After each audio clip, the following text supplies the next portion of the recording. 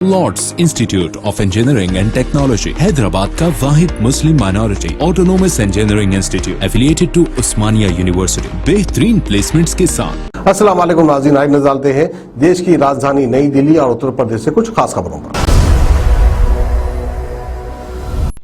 Delhi police की crime branch की जांच में नया खुलासा सामने आया है। आरोपी पंडित राधेश्याम ने जिंदा बच्ची को शमशान के रजिस्टर में मृत दिखा दिया था और पंडित ने रजिस्टर में बच्ची की मौत की वजह भी नहीं लिखी हुई है।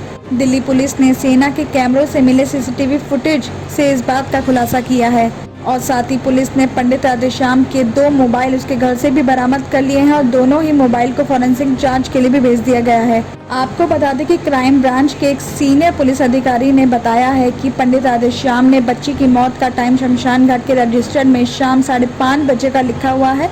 सेना से मिली सीसीटीवी फुटेज में बच्ची शाम 5:30 बजे शमशान घाट के पास घूमती हुई दिखाई दे रही है और बच्चे की मौत करीब 7 बजे हुई है और 7:30 से लेकर 8 बजे के बीच बच्ची का अंतिम संस्कार किया गया है और करीब 7:15 बजे बच्ची की मां को शमशान घाट बुलाकर लाया गया था। तो वहीं सेना के कई कैमरों में सीसीटीवी की फुटेज से ये भी पता लग रहा है कि शमशान घाट में कौन कब आया था और कब बाहर गया था। पुलिस के सामने गांव के जो गवाह आए हैं उन्होंने बताया कि पंडित 9 साल की बच्ची से अपनी मालिश भी करवाता था। साथ ही उसने कई बार बच्ची की अश्लील फिल्म भी दिखाई थी। गाँव वालों के सामने जब ये बात आई तो मामले को इस रफा दफा कर दिया गया था।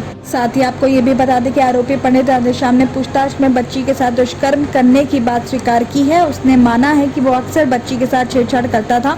पुलिस अधिकारियों के अनुसार राधेश्याम ने शमशान घाट को शराबियों और नशेड़ियों का अड्डा बना रखा था। तालिबान के कब्जे से खौफजदा अफगानी नागरिक दिल्ली में नई जिंदगी की तलाश में हैं। अफगानिस्तान के बिगड़ते हालात के बीच वो वापस अपने वतन लौटने को तैयार नहीं है। अवैध तरीके से भारत में रहने के लिए वो जेल तक जाने को तैयार है। हालांकि हिंसाग्रस्त अफगानिस्तान में रह रहे अपने घर परिवार और रिश्तेदारों की खैरियत की फिक्र में उनको सता रही है। अफगान नागरिकों ने भारत सरकार से गुहार लगाई है कि तालिबान के शिकंजे में फंसे अफगान नागरिकों यानी उनके रिश्तेदारों को महफूज जगह पहुंचाने का इंतजाम किया जाए। तो वहीं नई दिल्ली के लाजपत नगर में कस्तूरबा कॉलोनी की गलियों में इन दिनों सुबह से अफगानिस्तान से पलायन करने वालों का तांता लगा है। खाने पीने और फलों की दुकानें पर अफगानिस्तान के मौजूदा हालात पर चर्चा के बीच रात बिताने के लिए कमरे की तलाश में जुट रहे हैं। तो वहीं दवाई लेने के लिए केमिस्ट शॉप पर भी लोगों की भीड़ दिखी, लेकिन तालिबान का जहन इतना खौफ में था कि ज्यादातर लोग कैमरे से दूरी बनाते हुए नजर आए। साथ ही आपको ये भी बता दें कि पत्नी के इलाज के लिए भारत आए जमराई ने बताया कि अपने साथ परिवार के सभी लोगों को लेकर आए हैं। सरकारी नौकरी में रहने के बाद जमराई पर तालिबान से इस कदर खौफजदा हैं कि अब लौटना नहीं चाहते हैं। तो वहीं कुछ लोगों का ये भी कहना है कि अगर शांति कायम नहीं होती तो वो उसके बाद भी वापस नहीं लौटेंगे। कानूनी अड़चनों पर उनको उम्मीद है कि भारत सरकार मानवता के आधार पर उनको आगे भी रहने की इजाज़त दे देगी।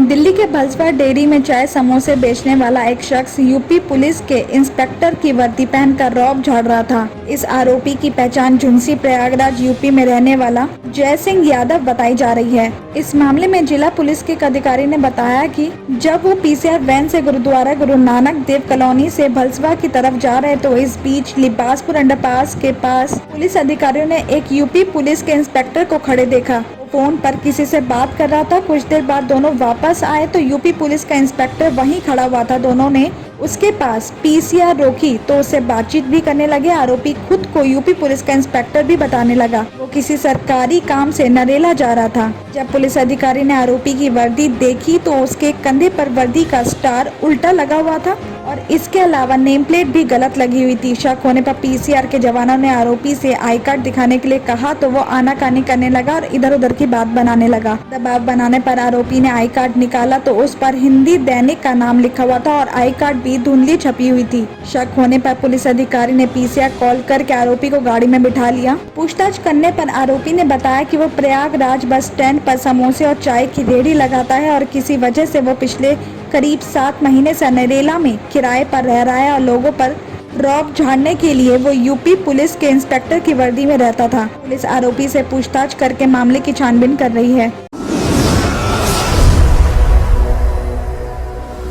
गाजियाबाद के कबीरनगर में आरडीसी के दुर्गा टावर के ऑफिस में घुसकर 4 बदमाशों ने 45 लाख रुपए लूट के ले गए। चेन्नई के रहने वाले चावल कारोबारी आनंद और उनके साथी से लूट की है। बताया जा रहा है कि चेन्नई के चावल कारोबारी आनंद गुड़गांव के पास अपने अंकल और एक रिश्तेदार के साथ चावल खरीदने के लिए 1 करोड़ रुपए लेकर आए थे, जहां आरडीसी के दुर्गा टावर में 4 बदमाशों ने पिस्टल की बट से हमला करके 45 लाख रुपए लूट लिए। बदमाश कारोबारी पर हमला करते रहे, लेकिन उसने नोटों से दूसरा भरा हुआ बैग नहीं छोड़ा। 55 लाख रुपए कारोबारी ने हिम्मत दिखाकर सुरक्षित बचा लिए, लेकिन बदमाश 45 लाख रुपए लूट कर फरार हो गए। लूट के पीछे हापुड़ का रहने वाला अरविंद त्यागी का नाम सामने आ रहा है। यही कारोबारी और उसके अंकल के कांटेक्ट में था।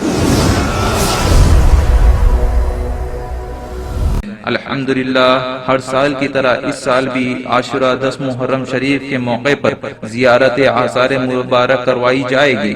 बरोज 20 अगस्त 2021 बाद नमाज जुमा ता मगरिब लंगर आम का एहतमाम रहेगा। खवातीन के लिए पर्दे का नज्म रहेगा, जिसमें हुजूर अकरम सल्लल्लाहु अलैहि वसल्लम के जुल्फ़े मुबारक, मुँह मुबारक, नूरानी चादर मुबारक, नक्शे पावा नाले मुबारक, पंजतन पाक रिज़वानुल्लाहि ताला अलैहि अजमईन के मुँह मुबारक, खुलफाए राशिदीन रज़ी अल्लाह ताला अजमाइन के मुँह मुबारक, हुजूर सैयदना गौसे आज़म दस्तगीर रज़ी अल्लाह ताला अन्हु के मुँह मुबारक, हुजूर सैयदना ख्वाजा गरीब नवाज रज़ी अल्लाह ताला अन्हु के जुल्फ़े मुबारक और कई बुजुर्गाने दीन के तबरुकात की जियारत करवाई जाएगी।